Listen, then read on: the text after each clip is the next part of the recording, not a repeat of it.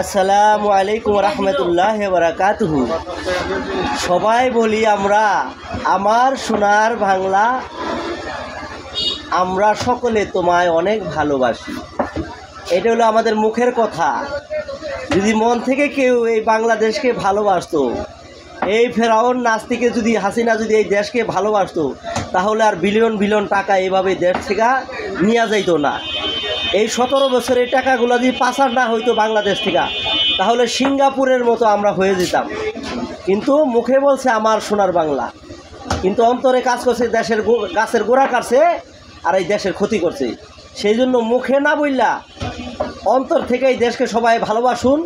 হাসিনা যা করছে, বর্তমানে যারা ক্ষমতায় আছেন তারা এগুলো কইরেন না। দেশকে ভালোবাসুন, দেশকে রক্ষা করুন। এই দেশ আপনার আমার সকলেরই। সেই জন্য দেশ যদি বাইচা থাকে তাহলে আমি আপনি বেঁচে থাকবো।